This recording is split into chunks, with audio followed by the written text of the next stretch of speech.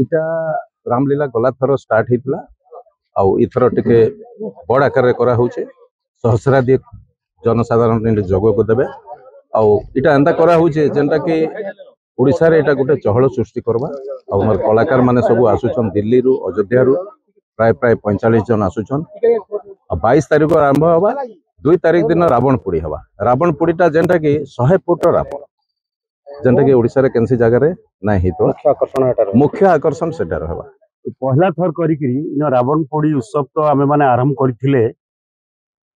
ई पहला थर करिकरी ई committee ether Ramlila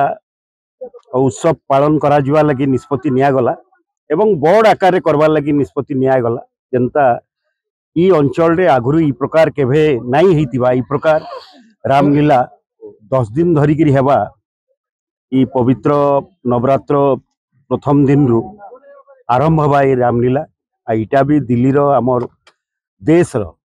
1 2 3 number रे थिबा एंता बड़ लवकुश रामलीला पार्टी आसिकरी न करबे 10 दिन धरिकरी तार सहित 100 फुट रो विराट रावण दहन कार्यक्रम हवा ई कार्यक्रम बहुत आडंबर सहकार इथर करबार लगी निष्पत्ति निया जाइछि पूरा कमिटी इथिरे काम करूचन नियोता काम तो माँ समलेनु आरंभ करिकरी श्री विनायक पूजा अर्चना करिकरी माँ समलेकर नियोता देकरी श्री राम मंदिर रे देवा देवी समस्त को नियोता सल्लान आपण माने जानिछन जे मर्यादा पुरुषोत्तम श्रीराम हेउछन आमर सनातन धर्म हिंदू धर्मर जड़े विशिष्ट देवता भगवान स्वयं भगवान अवतार नहीं आमर भारत वर्ष रे आओ राम कृष्ण शिव इ माने होचन आमर समस्तंकर परम आराध्य आओ आसंता नवरात्रि प्रथम दिवस रु विजयादशमी पर्यंत आमर इ जेन वीर बिरसा मुंडा कल्याण मंडप एठापाली रे अच्छे वीर बिरसा मुंडा मैदान सेन पूर्व वर्ष भली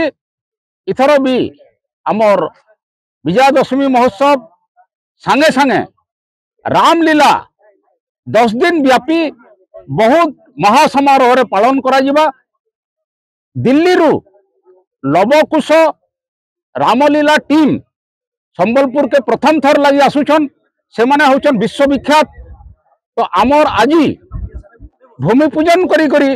ई रामलीला एवं विजयादशमी कार्यक्रम रो शुभारंभ करा हिची आमर कमिटी रो सभापति से पूजा से मुख्य कर्ता ही गरी से पूजा करिछन ध्वज स्थापन करा हिची आमे संबलपुर महानगरवासी एवं आखपाख अंचल रे जेते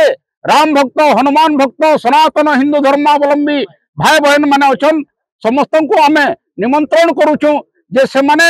22 तारीख रु 22 सेप्टेम्बर रु अक्टोबर 2 तारीख पर्यंत प्रतिदिन संध्या रे आसिकरी ई कार्यक्रम के उपभोग करुन आ भगवान श्री रामचंद्रंकर आशीर्वाद लाभ करुन।